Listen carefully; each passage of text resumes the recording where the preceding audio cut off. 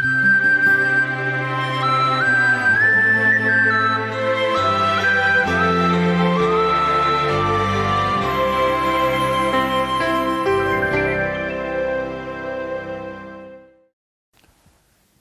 मित्रों, एक बार फिर से आप सबों का स्वागत है सत्यवचन बाइबल अध्ययन कार्यक्रम में।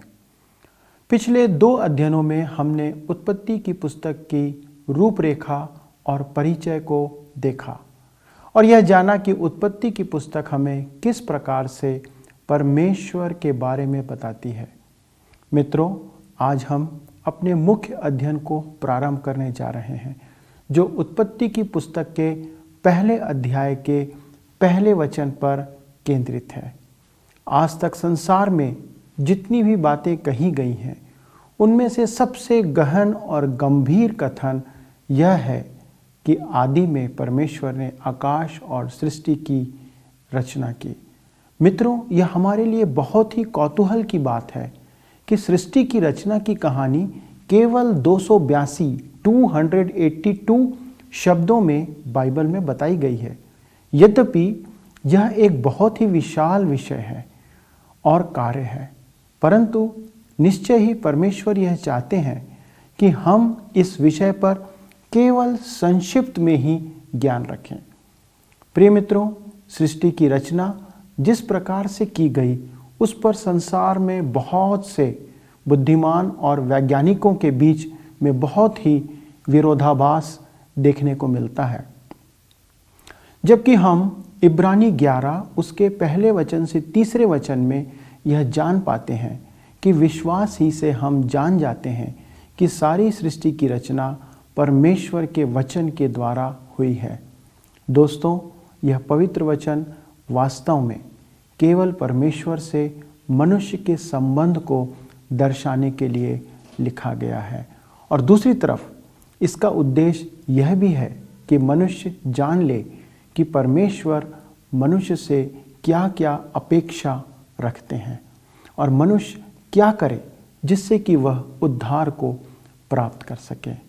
दोस्तों, आज हम सृष्टि की रचना के संबंध में बहुत से सिद्धांतों को भी सीखेंगे और बहुत से विज्ञान के शिक्षक और मानव विज्ञानी के कथनों को जानेंगे कि संसार के लोग इस सृष्टि के संदर्भ में क्या विचार रखते हैं। तो आइए मित्रों, परमेश्वर के दास आज के वक्ता के द्वारा से हम आज के अध्ययन को प्रारंभ करते हैं। मित्रों, उत्पत्ति की पुस्तक के पहले अध्याय के मूल विषय को मैं आपके सामने प्रस्तुत करना चाहता हूं, ताकि हम इस प्रथम अध्याय के प्रत्येक मूल विषय पर अध्ययन कर सकें। इस अध्ययन का मूल विषय है संसार की सृष्टि, पृथ्वी की रचना, पहला दिन उजियाला और दूसरा दिन आकाश, तीसरा दिन सूखी भूमि और वनस्पति, चौथा दिन सूरज, चांद और तारागणों का दिखना, पांचवां दिन पशुओं को जीवन, छठवां दिन पशुओं के जनन क्षमता और मनुष्य की सृष्टि। ये इस अध्याय के मूल विषय हैं। अब हम संसार की सृष्टि पर अध्ययन करेंगे।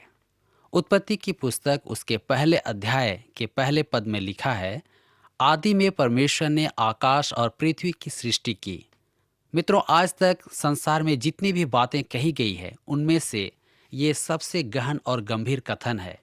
फिर भी हम पाते हैं कि इस कथन ने आधुनिक लोगों को भी चुनौतियां दी है, जिसमें आज हम रहते हैं। परंतु यदि हम इस पद पर पूर्ण रूप से ध्यान दें, तो ये पद सृष्टि की रचना के विषय में सत्यता से परिपूर्ण पद है। जब हम उत्पत्ति की पुस्तक में मनुष्य और पशुओं की रचना के बारे में देखते हैं, तो हम इसके अपवाद को पाते हैं, परंतु यह एक निश्चित कहानी है और मैं इस बात को मानता हूं कि यह एक संक्षिप्त कहानी है। पॉल बेलामे ने एक घटना का वर्णन किया है। वह जो एक पत्रिका का संपादक भी था, उसने बताया कि एक रात जब वह अन्य कर्मचारियों की मेज पर जाकर उनके कार्यों को देख रहा था, तब उसने देखा कि एक कर्मचारी फीता कृमि को घिस घिस कर साफ कर रहा है, जिसे बेलामे ने महत्वपूर्ण नहीं समझा। उन्होंने काम करने वाले से कहा कि इसे काट कर निकाल दो। वैसे भी उत्पत्ति की पुस्तक में सृष्टि की कहानी केवल 282 शब्दों में बताई गई है। उस रिपोर्टर ने तुरंत उत्तर दिया, जी हाँ। उसने कहा कि मैंने हमेशा से ही यह सोचा है कि हम बहुत से वाद विवादों को रोक सकते यदि किसी ने और 2 या अधिक 100 शब्द सृष्टि के बारे लिखे होते। मित्रों, यहाँ पर हम एक बड़ी रुचिदायक और रुचिकर बात देखते हैं कि परमेश्वर ने हमें निश्चित ही एक बहुत संक्षिप्त प्रकाशन दिया है। डॉक्टर राल्फ गिरार्ड, जो कैलिफोर्निया डेविस के विश्वविद्यालय में जीव विज्ञान के प्रोफेसर और स्नातक महाविद्यालय के डीन थे, उनके ऊपर प्रेस वालों ने आरोप लगाया कि उन्होंने कहा है सृष्टि के सिद्धांत की शिक्षा देना या बतलाना एक लगलग पक्षी के बारे में बताने या सिखलाने के जैसा है। उसने पूछा, यदि वैज्ञानिक अध्ययन जनन क्षमता के ऊपर भी लगलग स्ट्राक के सिद्धांत को लागू करे तो कैसा रहेगा। यहाँ पर रुचिदायक बात यह है कि स्ट्राक सिद्धांत के बारे में बाइबल कोई भी जिक्र या चर्चा नहीं करती है, अर्थात बाइबल के अंदर यह मिलता ही नहीं है। परंतु सृष्टि की रचना का वर्णन हमें मिलता है। उसकी तुलना पूर्ण निश्चयता के साथ नहीं की गई है, क्योंकि बाइबल इसे शाब्दिक रूप में इसका वर्णन करती है इसके जनन के विषय को लेकर। इसलिए यदि आप अपने बाइबल को ध्यानपूर्वक पढ़ेंगे तो आपके अंदर कभी भी स्ट्राक सिद्धांत के विचार नहीं आएंगे। तो जो कुछ भी इस व्यक्ति ने कहा वह विषय के करीब है, परंतु बहुत ही विरोधात्मक व्यवहार को बाइबल के प्रति प्रकट करता या दर्शाता है। मेरा मानना है कि यह व्यक्ति अवश्य ही बाइबल के विश्लेषण के बारे में जानता है, जो जीव विज्ञान की तरह है, परंतु यह भी स्पष्ट है कि वह परमेश्वर के वचन के बारे में बहुत थोड़ा जानता है, क्योंकि जिस प्रकार का कथन उसने कहा है उससे यह बात स्पष्ट हो जाती है कि वह परमेश्वर के वचन को ज़्यादा नहीं जानता है। हम देखते हैं कि सृष्टि की रचना के विषय में मनुष्यों ने अपनी समझ के अनुसार अनेकों सिद्धांत प्रस्तुत किए हैं, परंतु उनमें आपस में ही भारी मतभेद है। हमेशा से ही मनुष्य की परिकल्पना में अंतर्भाव रहा है और परिणाम स्वरूप बहुत से बकवाद होते रहे हैं, और इसी बकवाद में परमेश्वर के सही आवाज को ढूंढ निकाला है। वास्तव में 2 तीव्र समूह हैं जो निर्णय को अस्पष्ट कर रहे हैं और अपनी सिद्धांतिक कल्पना के द्वारा उन्होंने दावा किया है और समझ रूपी पानी को गंदा किया है। एक समूह या वर्ग अक्षर वैज्ञानिक में समाविष्ट है, जो मानता है कि जीव विज्ञान और तत्वज्ञान के क्रम विकास ही सच्चाई है। उनकी स्वयं सिद्ध कल्पना विज्ञान की सुनिश्चित खोज है, और कुछ समय पश्चात हम इस विषय पर भी विचार करेंगे। दूसरे वर्ग में जवान और घमंडी धर्मशास्त्र ज्ञाता हैं, जो अपने ऊपर घमंड करते हैं कि उन्होंने इस ज्ञान को प्राप्त कर लिया है कि कैसे परमेश्वर ने सृष्टि की। वे बुद्धिमानी से कुछ चतुर सिद्धांत के बारे में लिखते और बोलते हैं जो विज्ञान और बाइबल का मेल मिलाप करे। वे भूतकाल के बाइबल के महान दीर्घकाल व्याख्याता को घृणा के भाव से देखते हैं और उनकी तुलना में उनको वे विकास के बाधक मानते हैं। मित्रों, मैं तो ऐसा कहूँगा कि ये दोनों समूह या वर्ग अच्छा कर सकते हैं यदि ये अय्यूब को कहे गए कथन पर ध्यान दें या विचार करें। जब परमेश्वर अंततः अय्यूब पर प्रकट हुआ था, परमेश्वर ने अय्यूब से प्रश्न पूछा, जब मैंने पृथ्वी की नींव डाली तब तू कहाँ था? यदि तुझे ज्ञान है तो उत्तर दे। इसे हम अय्यूब की पुस्तक 38 अध्याय उसके 4 पद में पढ़ते हैं। दूसरे शब्दों में परमेश्वर मनुष्यों से कह रहे हैं कि हे मनुष्य, तू सृष्टि की रचना के विषय में अनेकों बातें बोलता तो है और सिद्धांत भी प्रस्तुत करता है, परंतु तू तो यह भी नहीं जानता कि जिस समय मैंने पृथ्वी की नींव डाली थी उस समय तू कहाँ था। मित्रों, आज सृष्टि की रचना के विषय में हम अनेकों सिद्धांत तथा विचार देखते हैं, परंतु समस्त सिद्धांत 2 वर्गों में विभाजित होकर समाप्त हो जाता है। उसमें से पहला वर्ग है सृष्टि और दूसरा वर्ग है निराधार या कल्पना। सभी अन्य सिद्धांत इन्हीं 2 वर्गों के अंदर में आते हैं। हम देखते हैं कि क्रमबद्ध विकास सिद्धांत में अन्य सिद्धांत समाविष्ट हैं और भूतकाल तथा वर्तमान काल में अनेक प्रतिष्ठित वैज्ञानिकों ने इसे ठुकराया है। हम इसे 2 और 2 4 की तरह एक वैज्ञानिक सिद्धांत के समान नहीं प्रस्तुत कर सकते। फिर हमारे पास उत्पत्ति की पुस्तक के प्रथम अध्याय में सृष्टि की उत्पत्ति का वृतांत है, जिसे हम विश्वास द्वारा स्वीकार कर सकते हैं। यह अतिरुचिदायक बात है कि परमेश्वर ने उसे इस रीति से बनाया है कि सिर्फ विश्वास के द्वारा ही हम इस गंभीर कथन को स्वीकार कर सकते हैं। कृपया यहाँ पर ध्यान दीजिए कि नए नियम में इब्रानियों की पत्री का लेखक 11 अध्याय के 1 से 3 पद में क्या लिखता है। अविश्वास तो आशा की हुई वस्तुओं का निश्चय और अनदेखी वस्तुओं का प्रमाण है। इसी के कारण प्राचीन काल के लोगों की अच्छी गवाही दी गई। विश्वास ही से हम जानते हैं कि परमेश्वर के वचन के द्वारा समस्त सृष्टि की रचना ऐसी की गई कि जो कुछ देखने में आता है वह दिखाई देने वाली वस्तुओं से नहीं बनाया गया था।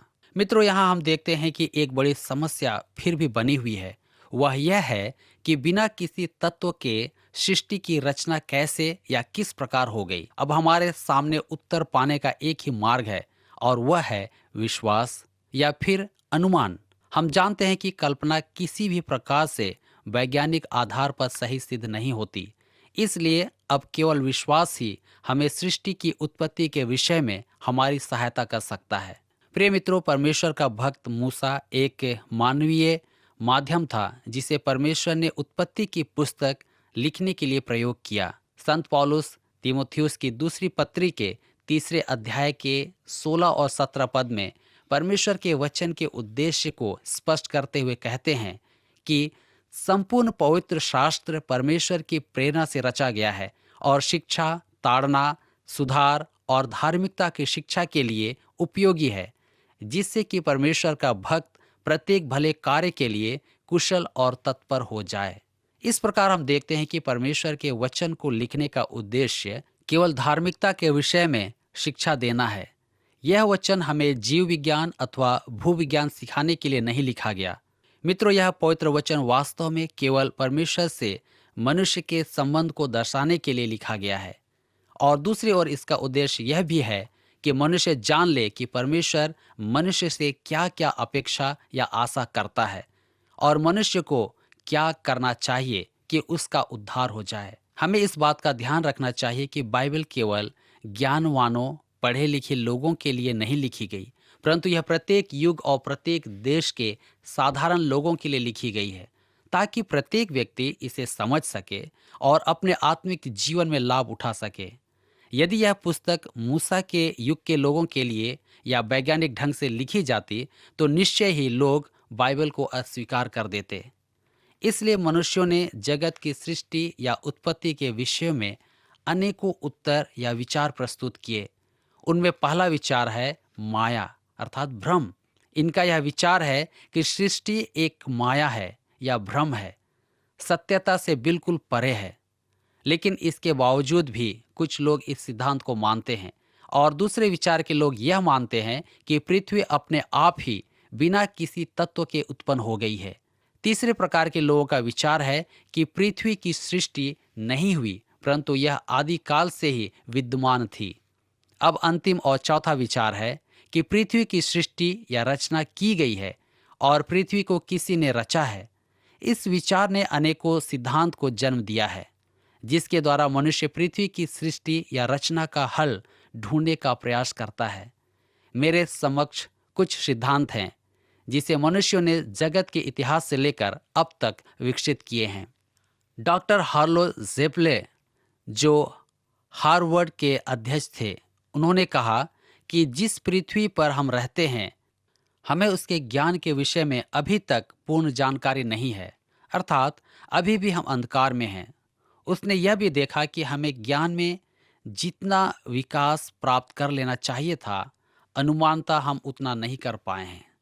पशुओं के एक लंबी जातीय अनुभव के ज्ञान के द्वारा हमें पूर्ण निश्चय होना चाहिए और अंधेरे में किए गए चींची चूचू से नहीं डरना चाहिए और नहीं मृतकों के बारे में अंधविश्वास रखना चाहिए। कई स्थानों पर हम लोग साहसिक और समझदार भी हैं, तो भी हम जानते हैं कि जितना हम जानते हैं उससे बढ़कर है जिसे हम नहीं जानते हैं। दूसरे शब्दों में कहें तो अभी भी हम इस पृथ्वी की सृष्टि या रचना के बारे पूर्ण अंधेरे में ही हैं, यद्यपि हम इस पृथ्वी पर रहते हैं। डॉक्टर लॉरेंस सी इसेली को सृष्टि की रचना के बारे में पूछा गया तो उसने कहा, हम तत्व के बारे अधिक नहीं जानते कि यह कैसे आया, जितना हम आत्मिक बातों के बारे में जानते हैं। इसलिए मैं सोचता हूँ कि हमारे वर्तमान ज्ञान के आधार पर यह कहना बेवकूफ़ी होगी कि यह एक दूसरे को रोकता है, और ऐसा लगता है कि जगत एक उद्गामी श्रृंखला के स्तर जैसे अस्तित्व में है, जो किसी भी निचले स्तर जैसा नहीं है। मनुष्य और अन्य जीवनों का विकास हुआ है और हम इस परिवर्तन का इनकार नहीं कर सकते हैं, परंतु इन बाहरी प्रगटीकरण के नीचे क्या है, हम नहीं जानते। मित्रों, एक बार लेख में लिखा था कि मनुष्य संसार की सृष्टि के रहस्य को खोज निकालने की सीमा पर है। इस लेख को 1961 में लिखा गया और उस समय से लेकर उस विषय पर आज तक हमारे पास कुछ भी नया नहीं है।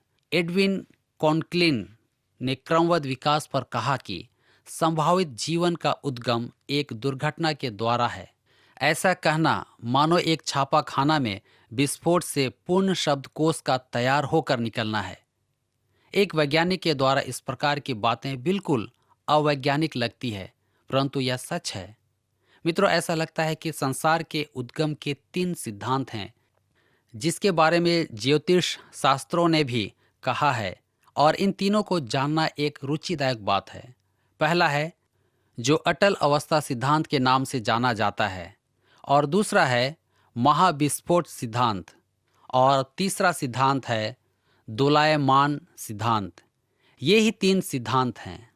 डॉक्टर विलियम ए बॉम, जो एक वैज्ञानिक थे, एक राष्ट्रीय विज्ञान संस्थान की सभा में उन्होंने कहा कि नई खोजबीन स्थिर अवस्था सिद्धांत को अमान्यता देती है, जो कहती है कि ब्रह्मांड हमेशा से स्थिर है और नए तत्वों का निर्माण निरंतर होता रहता है।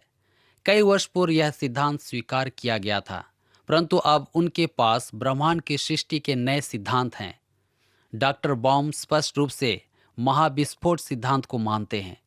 वह यह कहते हैं कि अरबों वर्ष पूर्व एक बड़ा विस्फोट हुआ और हम सब संभवतः दूसरे विस्फोट के लिए हैं, जो अगले 10 अरबों वर्षों में हो। मैं नहीं सोचता कि हमें चिंता करने की आवश्यकता है, परंतु यह एक रुचिदायक सिद्धांत है जो ग्रेट ब्रिटेन में विकसित हुआ। कई वर्ष पूर्व डॉक्टर लोइस लेकी, जो एक मानव विज्ञानी थे, उन्होंने अफ्रीका देश में कुछ खोज की और उसने उस खोज को एक अविद्यमान या लापता कड़ी कहा। उसने एक अच्छे यंत्र से मनुष्य की ऐसी खोपड़ी के टुकड़ों को खोदकर निकाला जिसके दांत निकले हों, और इस यंत्र का नाम उसने मानव सरौता रखा। उसने कहा कि यह खोपड़ी एक किशोर की है जो 600,000 साल पहले की है। मित्रों, इस प्रकार वृत्तांत पहले भी होते थे, लेकिन 1961 के बाद से हमने इस प्रकार के सिद्धांतों के बारे में नहीं सुना है। इसलिए ऐसा लगता है कि वैज्ञानिक जगत ने इस प्रकार के सिद्धांतों को स्वीकार नहीं किया या वे प्रभावित नहीं हुए। मनुष्य की सृष्टि को बताने के और कई माध्यम भी हैं। डॉक्टर लॉरेंस एस डिलोन नामक एक वैज्ञानिक का कहना है कि मनुष्य कोई प्राणी नहीं है, बल्कि एक पौधा है जिसका विकास भूरे रंग की एक समुद्री घास से हुआ है। उनका कहना है कि सभी जीव एक प्रकार के परिवर्तित समुद्री पौधे हैं।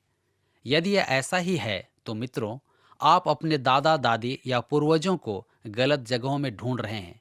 कुछ लोग अपने पूर्वजों को वृक्षों में ढूंढ रहे हैं, लेकिन जैसा हमें कहा गया है कि हमारे पूर्वज समुद्री पौधे से बने हैं, तब तो हम सबको समुद्र में जाकर उस भूरे समुद्री पौधे में अपने दादा दादी या पूर्वजों को ढूंढना है कि कौन हमारे दादा या परदादा जी हैं। मित्रों, ऐसे सिद्धांत केवल हास्यप्रद कथाओं के अलावा और कुछ नहीं है। बहुत दिन पहले मैंने एक प्रचलित पत्रिका पढ़ी जिसमें लिखा था, पृथ्वी पर जीवन का आरंभ कैसे हुआ। इस पर कई शताब्दियों के कड़वे वाद विवाद के बाद एक विस्मय प्रेरणादायक या प्रेरणाप्रद उत्तर बाहर निकलकर आ रहा है। बुद्धिमान और धैर्यवान जासूसी काम जो संसार के सभी प्रयोगशाला में हैं, आप सब ऐसा सोचते होंगे कि अब तक हमें कोई सटीक और सही उत्तर प्राप्त हो जाएगा, या थोड़ा सा उत्साह ही सही, लेकिन कुछ भी सामने नहीं आ रहा है। JVN के अनुसार यह एक प्रयोग था। वह धर्म सिद्धांत जिसे वैज्ञानिकों ने स्वीकारा था वह यह है कि भूगर्भ शास्त्र पूर्व ऐतिहासिक सांस्कृतिक वस्तुओं की खोज करता है जो क्रमानुसार या क्रमबद्ध हो, ताकि असभ्य उद्योग उस पर हमेशा की तरह पहले की तारीख को डाले, उससे जो अधिक सभ्य हैं, और बिना यह बताए कि इसकी खोज या प्राप्ति कहाँ हुई है। यह थोड़ी घबरा देने वाली बात रही है। उन वस्तुओं की खोज करना जब भी कुछ विकसित सभ्यता के अंतर्गत वे जो पूर्व ऐतिहासिक समय के जैसे दिखते हैं, उनकी खोज करना हमेशा घबरा देती है कि पृथ्वी का प्रारंभ कैसे हुआ। इसके बारे में आज भी कई सिद्धांत प्रस्तुत किए गए हैं। जर्मनी के डॉक्टर क्लाउस मार्बेल ने कहा है कि मैंने ऐसा कोई कारण नहीं देखा जिससे कि मानव को बंदर के साथ जोड़ा जाए, इससे बढ़कर कि कनारी चिड़िया या कंगारू के साथ। मित्रों, क्रमबद्ध विकास सिद्धांत कई भागों और विचारों में बट गया है और इसने कभी भी अपने आप को सत्य होने के लिए सिद्ध नहीं किया है। मित्रों, मैं इंग्लैंड के विज्ञान शिक्षक डॉक्टर G.A. केरकुट का एक अवतरण प्रस्तुत करना चाहता हूँ। यद्यपि डॉक्टर G.A. केरकुट भी क्रम विकास को मानते हैं और उन्होंने अपनी एक पुस्तक में लिखा है कि एक सिद्धांत ऐसा भी है जो कहता है कि कई जीवित जानवरों का कुछ समय तक निरीक्षण किया जाए ताकि कुछ समय के बाद उनमें एक परिवर्तन आ सके और एक नई प्रजाति बन जाए। इसे हम विशेष क्रम विकास सिद्धांत कह सकते हैं और इसे सिद्ध करने के लिए कुछ मामलों में इसका प्रयोग किया जा सकता है। अर्थात प्रयोग करने के द्वारा इसे सिद्ध किया जा सकता है कि दूसरी तरफ एक और सिद्धांत है कि इस संसार के सभी जीवित रचनाएं एक उद्गम स्थान से ही जी उठे हैं, जो स्वयं भी एक अजैव रचना से आया है, अर्थात वह किसी जीव से नहीं आया।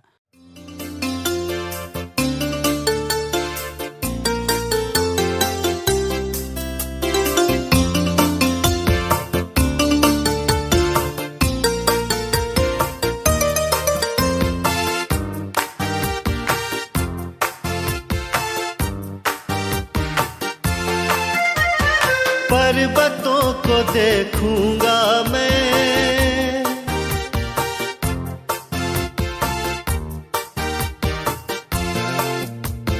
पर्वतों को देखूंगा मैं, कौन है मददगार मेरा, कौन है मददगार मेरा, मेरा मददगार खुदा है, मेरा मददगार खुदा है, जिसने ज़मीं और आसमान को बनाया, जिसने ज़मीं और आसमान को बनाया।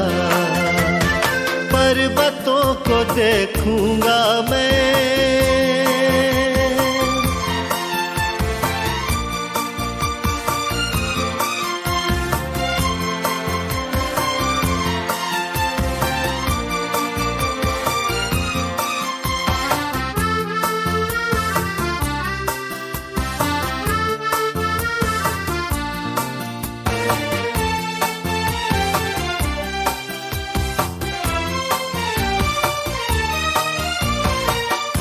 तेरी जान को बला छू भी न पाएगी,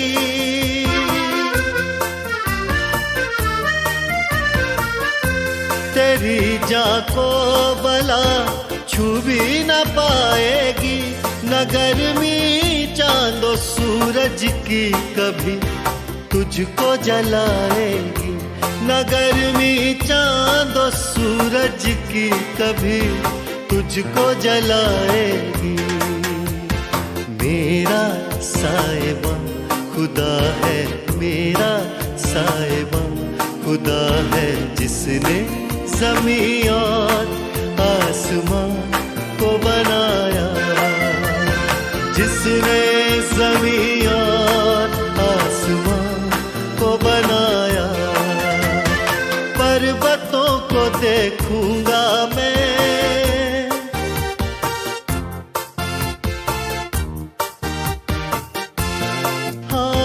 पर्वतों को देखूंगा मैं, कौन है मददगार मेरा, कौन है मददगार मेरा, मेरा मददगार खुदा है, मेरा मददगार खुदा है, जिसने ज़मीं और आसमान को बनाया, जिसने ज़मीं और आसमान को बनाया, पर्वतों को देखूंगा मैं।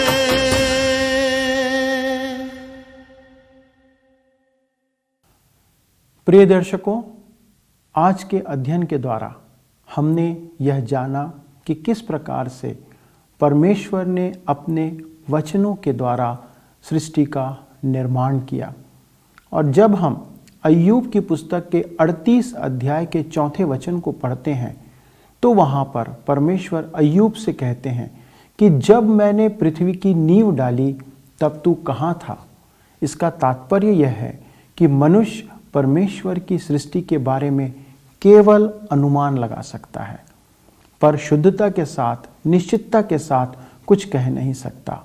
हम परमेश्वर के वचन के ऊपर विश्वास के द्वारा ही इस बात को जान और मान सकते हैं कि परमेश्वर ने सब कुछ अपने वचनों के द्वारा रचा है और मनुष्य विभिन्न प्रकार के सिद्धांतों के आधार पर पृथ्वी के निर्माण की अटकलें लगाता है। पर हमारे लिए यह ज्ञान जितना संक्षिप्त है उतना ही गंभीर है। मित्रों, आज का अध्ययन आपको कैसा लगा? कौन सी नई बात आज आपने जाना? कोई ऐसी बात जो आपके हृदय को छू गई? क्या आप हमारे साथ बांटना चाहेंगे? क्या आप हमें बताना चाहेंगे कि ऐसी कौन सी बात है जिसने आपको आज स्पर्श किया? तो कृपया हमें फ़ोन करें, हमें पत्र लिखें, हमें ईमेल करें, हमें व्हाट्सएप करें, और यदि आप चाहें तो हमें मिस कॉल भी कर सकते हैं और हम आपसे फ़ोन करके बातें करेंगे। आइए हम आज के अध्ययन को प्रार्थना के साथ समाप्त करें। हमारे स्वर्गीय पिता, हम धन्यवाद देते हैं कि पिता जो कुछ आज हम देख सकते हैं प्रभु वो आपके द्वारा से रचा गया है। चाहे वो दृश्य अदृश्य कोई भी पदार्थ क्यों ना हो, सब कुछ प्रभु आपने रचा है। और पिता, हम बाइबल से इस बात को जानते हैं कि ये सब आपने मनुष्यों के लिए रचा। प्रभु, आपके इस अरेंजमेंट के लिए, आपके इस व्यवस्था के लिए हम आपको धन्यवाद देते हैं। प्रभु, हम प्रार्थना करते हैं हमारे सभी दर्शकों के लिए कि आप उनके हृदय में अपने वचन का सृजन करें, अपने वचन को अधिकाई से बढ़ाएं, कि पिता उनका प्रेम आपके प्रति, आपके वचन के प्रति बढ़ने पाए। सभी को आपके पवित्र और सुरक्षित हाथों में सौंपते हुए इस विनती को हमारे उद्धारकर्ता यीशु के नाम से मांगते हैं, आमीन। मित्रों, हमारा समय आज यहीं समाप्त होता है। अगले प्रसारण में आपसे फिर मुलाकात होगी।